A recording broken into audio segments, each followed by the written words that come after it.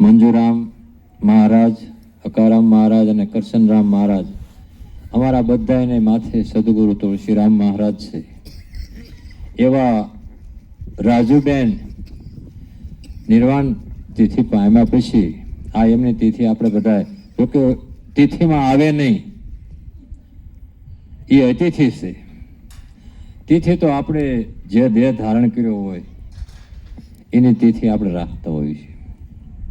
એટલે રાણી કે તમે રાવ સુણો ઘટો ઘટમાં તમારો વાસ, ગુરુ પ્રતાપે જાણજો સોન શિખરમાં આપ. જે રતુરામ મહારાજના બા, એમનું નામ રાણીમાં હતું અને એ રાણીમાં હારે અમે બહુ બેઠેલા. એટલે મારી રાવ સુણો સદગુરુ તુલસીરામ મહારાજ. રાણી કે મારી રાવ સુણો ઘટો ઘટમાં તમારો વાસ, જેનો અણુ અણુમાં મેરો, અણુ મેરોમાં બધે વાસ હોય. ગુરુ પ્રતાપે જાણજો તો સુન શિખરમાં આપ. જ્યાં સુધી ગુરુનો પ્રતાપ ન હોય ત્યાં સુધી આપણને પોતાનું જ્ઞાન હોતું નથી અને બાયલો કામ આપણને આવતું નથી. કોઈને 4 ગાડી હોય, કોઈને મોટો બંગલો હોય, તો એમાં એને જ આનંદ આવતો હોય છે. એનો લાભ આપણને તો આપણે હોય તો જ મળે. એમ સદગુરુ આપણને ઉપદેશ આપે પછી ઉપદેશ વડે, ઉપદેશનો અર્થ એવો થાય, આ દેખાય દેશ જ છે પણ એને મૃત્યુલોક કહેવાય. અને સદગુરુ મહારાજ આપણને ઉપદેશમાં લઈ જાય એટલે બીજો માળ, ઉપરનો માળ, જ્યાં આવડો જન્મ અને મરણ નથી, આવન ને જાવન નથી, એવો સદગુરુ મહારાજે આપણને ઉપદેશ આપ્યો. નરસિંહ મહેતાએ એવું કીધું, પ્રસાદ લઈને મેં પાવન થયા પૂરા મનના કોડ, ધન ધન નાગર નરસિંહ જેને ઘેરે પધાર્યા રણછોડ. જે ઉપદેશ છે એ હોય તો પરદેશ કહેવાય. જે 52 થી પર, જે આ બોલે એ 52 ની બારું છે, એને ઓળખવા માટે સંતોએ ખૂબ મહેનત કરે છે. આવા સત્સંગનો કાર્યક્રમ એમાં રાખે છે. પ્રથમ તો ઘીને ગોતવા આપણે બજારે રખડવીએ છીએ, ઘી દૂધમાં હોય. ઘી બીજે બહારથી મળતું નથી અને ઘીનો કોઈ દી વરસાદ થતો નથી. ઘી દૂધમાં હોય, એમાં જીવન છે આપણું દૂધ જેવું, આને બગડતા વાર લાગે એવું નથી અને બગડી જાય એટલે નાખી દેવાનું હોય. એટલે સંતો એમ કે છે બગડ્યા પહેલા બગાડો, મોત પહેલા મરો. જો અમર થવું હોય, જીવનમાં કાયમ રહેવું હોય તો મોત પહેલા ગયો મરી અને સદગુરુ શરણે શીશ ધરી, મારી સુરતા નામે ઠરી, ગુરુ મારા ઘેરે આવ્યા. તો એક જ વખત મરો.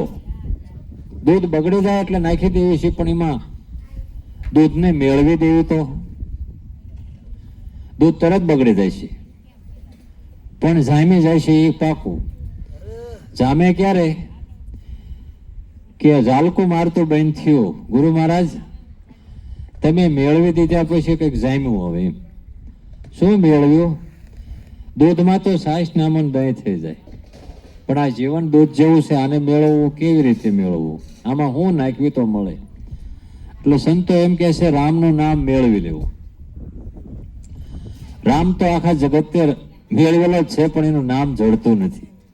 બધા એમ કે રામનું નામ લેવું, તો આપણે બોલવાનું ચાલુ કર્યું. બોલે પેટી ન લેવાય, બોલે મોટર ન લેવાય, બોલે કઈ વસ્તુ લેવાય નહીં. એને લેવું હોય તો એનું મૂળ ચૂકવવું પડે. એટલે સંતો એમ કીધું કે મેળવી દીધા પછી દઈ દીધું. શું થયું? જામ્યું પછી દઈ દીધું. જે હલતું નથી સ્થિર થઈ ગયું. સંતોએ વાત કરી કે આ સિવાય બીજો કોઈ નથી. એટલે આપણું મન સ્થિર થયું.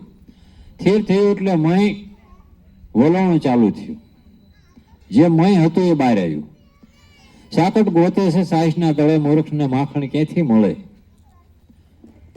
સાકુટ હોય એ તળિયે ગોતતા હોય. ઓલું જે આમ તો રવૈયાનું ફૂલ હોય એને સાકુટ કીધું. એ હેઠે ગોતતું એમ કે ક્યાં ઘી હતી ને બે આવતું હોય છે, હું ગોતી લવા છે. તે તળિયે ખરેખરનું મંથન કરે ઘી ઓલું માખણ તો ઉપર તરતું હોય. એ કે મથી થાય ગયો પણ મને જડતું નથી કે તું ગોઈ અહીંયા છે નહીં. તો મંથન કરે એટલે તમારામાંથી પ્રગટ થાય એને મોહ કહેવાય કે મોહમાંથી પ્રગટ થાય. પછી એને સંતો તાવણ કરે અને એનું ઘી બને પછી એનો દીવો બને. આ દીવા બધાના છે એ કોના? જે આમાંથી જીવન નોખું પાડી દીધું એના જીવનમાં બધાના ઇતિહાસ છે. નરસિંહ મહેતાને આપણે ઓળખવી છીએ. આપણો હગો હતો નથી હગો. નરસિંહ મહેતાના ઘરના આપણે ઓળખવી છીએ. એનું નામ શું હતું? કે મહેતીબેન એનું નામ હતું. એના દીકરાને ઓળખવી સાંભળશે એનું નામ. એની દીકરીને ઓળખવી, એની દીકરીનું નામ કુંવરબાઈ હતું. આપણી 5મી પેઢી આપણે કોઈને ઓળખતા નથી. મારા બાપુ બસુનો બાપુ લાખાન બાપુ નાંજન બાપુ શીખભાઈ થઈ ગયું. આવડાના કેટલી પેઢીઓ હોય જાય તો કેમ ભૂલતા નહીં હોય. પણ મારા બાપુએ મારા છોકરા હાટું એવું જ કર્યું. એમના બાપુએ છોકરા હાટું મારા છોકરા હાટું એક મકાન છે બીજું કરો, બીજું કર્યું, ત્રીજું કરો. એમાં એકનું નામ ન રહ્યું. અને નરસિંહ મહેતા ઝૂંપડામાં રહ્યો. એને એવું ન કર્યું, ભજન કર્યું. અને આપણે ભજન ન કર્યું, ભવાડા કર્યા. ભજન પડી રહ્યું પડખે બીજું ચાલુ કર્યું. સંતો કહે છે સંત ચટક્યો લાગ્યા વિના રીજે નહીં કીર્તાર, જો એળમાંથી બમરી બને તો મનુષ્યને લાગે કેટલી વાર. આમ તો 4 ફરે દીકરી હોય માતા પિતાના ઘરે 20 વર્ષની થાય. આમ તો 20 એટલે ઝેર હોત કહેવાય, અમૃત નો કહેવાય. 20 ચાલુ થાય અને ઝેર કહેવાય. લગ્ન થાય 18 ને 20, 18 લગ્ન થાય ને 20 આવે એટલે ઝેર ચાલુ થાય. અને પછી સંતો એમ કે જો ઝેર જીરવી શકે ને તો 30 તો પછી દડકો 1 જાય એટલે 30 થાય. 30 વર્ષ થાય તો કે હવે તો 30 સામેથી જો જીરવતા આવડે તો, નકર ઝેર તો માર્યા વિના રહે. અને જો તું 30 તો 40 વર્ષે તારું ચાલશે, નકર એમને બોલાઈ જાય છે. અને 40 પછી પસા થાય એટલે તું પસાવી કે નકર ના પસાય એવું નથી. અને એટલે સંતો એમ કીધું આને જાણવા માટે. જોકે અમે પાળિયાદની વાત કરવી, પાળિયાદમાંથી રતનપરની વાત કરવી, રતનપરથી સૈડાની વાત કરવી, સૈડાથી દેવગઢની વાત કરવી, અને દેવગઢ પછી નોલીની વાત કરવી. પાળિયાદમાં રહેવું, કાયમ રહેવું. ગુરુ મહારાજે કીધું એને આપણે પાળીને યાદ રાખવું, કાયમ ભૂલવું નહીં. એટલે કે પાળિયાદમાં રહેવું. પછી એની ઉપર રતન મોંઘું મળેલું છે, એ રતન પરની વાત જાણી લેવી. અને સદગુરુ મહારાજ સહી કરે સહીડામાં તો સમજી લેવું. પછી બને દેવગઢ. આ ઉપલું જલે નહીં ત્યાં સુધી દેવ ન બને. દેવ બનાવવા માટે આપણે ઉપરનું જલવવું પડ્યું. બાવળો હળગે નહીં, બોરડી હળગે નહીં, ખીચડો હળગે નહીં ત્યાં સુધી દેવતા બને? દેવતા ન બને. દેવતા બનવું હોય તો એને ઉપરની જાત જલાવી દેવી પડે. કોળી મટી જવું પડે, બાબર મટી જવું પડે, કણબી મટી જવું પડે. ઈવડે બધા જયારે ઈવડું બધું એક કરી નાખે તારે એ બધું હળી ગયેલું પેલું લાલ સોળ થઈ ગયું એને શું કહેવાય? કે એ તો દેવતા છે. હવે દેવતા બન્યા. અને દેવતા એમ કરતા કરતા સમી જાય બધાની અંદર. પછી જે હોય એને શું કહેવાય? એ કે આને રાખ કહેવાય. હવે કાયમની માટે રાખ. અને કાયમની માટે રાખે તો એને પછી હેલી કહેવાય. હાવ એ કે ગુરુ મહારાજ હાવ હેલી. એ કે આને પાત્ર બધા ચોખા કરી દે. હેલી એટલે લખ્યા.